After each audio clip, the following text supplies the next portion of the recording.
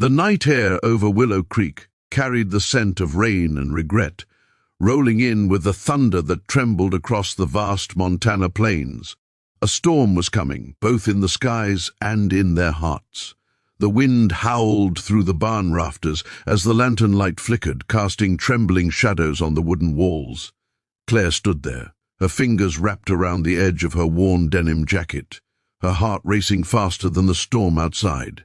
She hadn't meant to come back to this place, not after the way she'd left, not after what she'd said that night 2 years ago.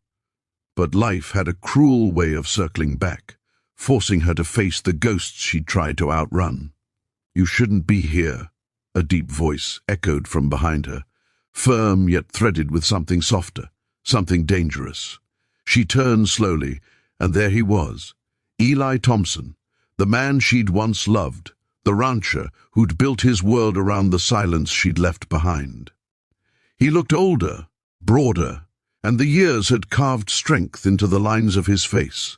The brim of his hat shadowed eyes that had once seen her as home. Now, they watched her like she was a wildfire that might burn everything he'd rebuilt. "I didn't come to stay," Claire said, her voice trembling as she stepped back toward the door. "Then why are you here, Claire?" Eli's words cut through the sound of rain hitting the roof. "Because I had nowhere else to go," she whispered, and just like that, all the walls he'd built since she'd left started to crack. Eli took a slow step forward, his boots crunching against the straw. He'd thought about this moment more times than he'd admit. How she'd look if she ever came back, what he'd say, how he'd stop himself from touching her. But seeing her standing there, soaked by the rain and framed by lightning, all he could think about was how much he'd missed her. "You've got a lot of nerve coming back after what you did," he said quietly. "I didn't come here for forgiveness." "Good," he muttered. "Because I don't have any left to give." His words hit her harder than the rain ever could. But Claire wasn't the same girl who'd run from him before. Life had changed her. Loss had hardened her. She looked him straight in the eyes and said, "I didn't ask for your forgiveness, Eli. I just need a place to stay for a few nights. Then I'll be gone." He stared at her for a long moment, torn between pride and something deeper. "The old guest room's still yours," he said finally, voice rough. "But don't think this changes anything." As the storm raged outside, she followed him through the dimly lit house she used to know so well. The photographs on the walls were different now, less of them smiling, more of him working. One caught her eye, Eli standing by the old oak tree, his arm around his dog, the same place where he'd once carved her name into the bark. She touched the frame, her throat tightening. "You never took it down?" she whispered. Eli turned slightly. "Didn't see the point," he said simply. "You were part of this place once. The land remembers, even when I try to forget." The words hit her like a confession. For a moment, neither spoke. The rain softened, but the silence between them only grew louder.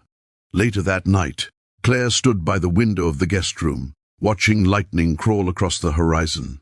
She could hear Eli downstairs, moving through the kitchen, pouring himself whiskey the way he used to when he couldn't sleep. She remembered that sound, the faint clink of glass against wood. It used to mean something. She closed her eyes, whispering into the darkness, "You'll regret choosing me again." But what she didn't know was that Eli was standing just outside the door, hearing every word. He smiled faintly, bitter and tender all at once. "I already regret waiting this long," he murmured to himself before walking away. The next morning came golden and still, as if the world was pretending the storm had never happened. Claire woke to the sound of horses. In the corral, instinct led her outside, boots crunching on the damp earth. The ranch looked the same, fences mended, fields stretching endlessly, the sky impossibly wide. Eli was already at work, shirt sleeves rolled up, sweat glinting on his forearms as he fixed a fence post. He didn't look up when she approached. "You always did start your mornings too early," she said, trying to sound casual. "And you always slept through half of them," he replied, voice flat. She smiled sadly. Guess some things don't change. Some things shouldn't, he said, finally meeting her eyes. They worked side by side in silence, mending the fence. Every so often their hands brushed, and the air grew heavier. The memory of what they'd been hung between them. Something fragile, unfinished. "You really think I'd regret choosing you?" he asked suddenly, breaking the quiet. She froze, the hammer still in her hand. "Eli, you said it last night," he continued, "that I'd regret choosing you. You were wrong, Claire. The only thing I regret is letting you walk away the first time." She looked at him, tears blurring the horizon. "You don't mean that. You don't know what I've done, what I've lost." "Then tell me," he said gently. But she shook her head, pain flashing across her face. "Some things are better buried." That night, as darkness crept back across the plains, Claire sat by the barn, her arms wrapped around herself. The sound of crickets filled the silence, but inside her, the storm hadn't ended. She reached into her pocket, pulling out a crumpled photograph, her younger brother, smiling, alive. "I'm sorry," she whispered to the night. Eli found her there hours later, the moonlight soft on her face. "You still talk to him?" he asked quietly. She didn't flinch. "Every night." "You don't have to carry it alone, Claire." "Yes, I do," she said, "because I was the one driving that night. I was the one who lived." The confession broke something inside him.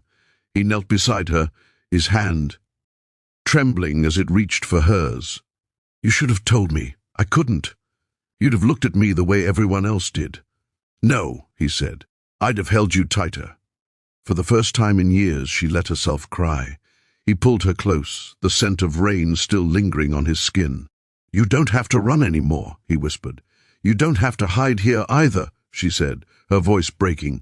"I came back because I wanted to say goodbye the right way this time." He looked at her, his jaw tightening. "Goodbye doesn't fix what's broken." "No," she said softly, "but maybe forgiveness can." As dawn painted the ranch in gold, Claire stood at the edge of the corral, her heart caught between leaving and staying. Eli walked up behind her, his hand brushing hers. "You think I'll regret this?" he asked, his tone half teasing, half aching. She turned, her eyes filled with tears and truth. "You'll regret choosing me," he smiled, slow and sure. "I already regret waiting this long." The wind rose again, gentle this time, carrying the scent of new beginnings through the valley. But both of them knew the storm wasn't over. It was only moving to the next horizon, waiting for them to find out if love could truly survive what time and pain had tried to destroy. The morning after the storm was quiet, almost too quiet, as if the land itself was holding its breath. The sun crept over the horizon, casting long golden lines across the ranch, painting everything in a deceptive calm. Claire stood by the fence, her hands wrapped around a mug of coffee gone cold, watching the horses move lazily through the pasture. Each hoofbeat reminded her of time, steady, unstoppable, indifferent. She'd been here for 3 days now, each one stretching like a confession waiting to be made. She had promised herself she wouldn't stay this long, wouldn't let the land or Eli's eyes trick her into believing in something that could never be fixed. But promises, she had learned, were fragile things. Eli had been quieter than usual, though his silence wasn't cold anymore. It was searching, as if he was trying to find pieces of her in everything she touched. He'd catch her humming to the horses, fixing the fence, or sitting by the porch with her journal, and each time his chest would tighten a little more. He didn't need to ask why she came back. He knew loss when he saw it, but what he didn't know was that the loss wasn't done taking from her. That morning, a black truck pulled into the drive, its tires spitting up gravel. Claire froze when she saw it, her heart slamming against her ribs. The man who stepped out wore a sheriff's badge, his face shadowed by years of hard truths. "Claire Reynolds?" he asked, voice steady. Eli stepped forward instinctively, his stance protective. "What's this about, Sheriff?" The man sighed. "We've been trying to reach her for weeks. It's about her father." The words hit her like a stone. Her father. She hadn't heard that name in months, not since she'd sent him a letter from a city she never meant to stay in. Sheriff Barnes handed her an envelope, yellowed from rain and travel. He passed 3 nights ago. Heart failure. The world tilted. The mug slipped from her hands, shattering on the porch. Eli caught her before she could fall. "No," she whispered, shaking her head. "I was supposed to see him. I wrote him. I told him I'd come back." Her voice broke into pieces. "Claire," Eli murmured, holding her tighter. "He left you this," the sheriff said, pulling a small box from his pocket. "Said it was meant to find you wherever you ran." Inside was a rusted key and a folded letter. Her hands trembled as she opened it. "My Claire," it began, "I know you've carried the weight of your brother's death for too long, but I was there that night. I saw the road. It wasn't your fault. The truck that hit you lost control first. You just happened to be in its path. I should have told you then, but I couldn't bear to see you blame yourself. Please come home. Let the land forgive you if I cannot." The tears came hard and fast. The guilt that had defined her every breath for 2 years suddenly cracked open, replaced by a pain that was somehow worse. The pain of wasted time. "He knew," she whispered. "He knew it wasn't my fault, and he never told me." Eli pulled her closer. "Then now you can forgive yourself," he said softly, but she shook her head. "You don't understand, Eli. I spent 2 years running, hating myself, pushing you away, and now he's gone. I can't fix that." "Maybe not," he said, "but you can stop running from the rest." She looked up at him then, and something inside her broke free. "I don't know how to stay," she admitted. "Then I'll teach you," he whispered. That night, the wind returned, gentler this time, like the land itself was breathing again. Claire stood with Eli at the edge of the corral, the same spot where her brother used to feed the horses, the same tree where Eli had carved her name years ago. "Do you ever think about leaving?" she asked. "Every time I look at the horizon," he said, "but then I remember there's nothing out there I haven't already found here." "You really think I belong here after everything?" she asked. "I think you've always belonged," he said. "You just forgot how to believe it." For the first time in years, Claire laughed, a small, fragile sound, but real. "You make it sound easy." "It isn't," he said, "but neither is loving someone who runs from her own heart." She looked at him, her chest aching with all the words she'd never said. "You should hate me for what I did." "I tried," he admitted. "Didn't work." "Why not?" "Because love's stubborn," he said with a half-smile.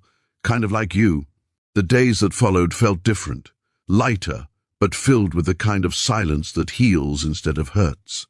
Claire began helping around the ranch again, her hands remembering the rhythm of work, her heart relearning the peace of stillness. At night, she'd sit by the porch with Eli, watching the stars spill across the sky. Sometimes they'd talk, sometimes they wouldn't. It didn't matter. The quiet between them said enough. But peace has a way of testing itself. A week later, a storm rolled in again, not of rain this time, but of memories. Claire was in the barn when she found an old photo wedged behind a beam. It was of her, Eli, and her brother, taken the summer before the accident. She could still see the laughter in her brother's eyes, the way Eli's arm rested protectively on her shoulder. The weight of the past came crashing down again. She sank to her knees, tears spilling freely. Eli found her there, clutching the photo like a lifeline. "Hey," he said softly, crouching beside her. "Talk to me." She looked at him, eyes wild with grief. "He should have been the one to live, Eli. Not me. I keep thinking, if I'd driven slower, if I'd taken another road." He stopped her gently, his hands cupping her face. "You can't keep fighting ghosts, Claire. You can't love what's gone by hating what's left. Then what do I do?" "You forgive the girl who survived," he said. Those words broke something open in her. She leaned into him, and for the first time, she didn't hold back. Their lips met, slow and certain, like 2 storms finally finding peace in the same sky. When they pulled apart, her tears had turned to something else, something that looked like hope. Weeks passed. The ranch breathed easier, the horses ran freer, and Claire, for the first time in years, began to dream again. But one evening, as the sun dipped low, Eli found her packing her things. His chest went cold. You're leaving? She looked at him, eyes full of love and sorrow. I have to. I need to see my father's land one last time, settle what's left. I'll come back.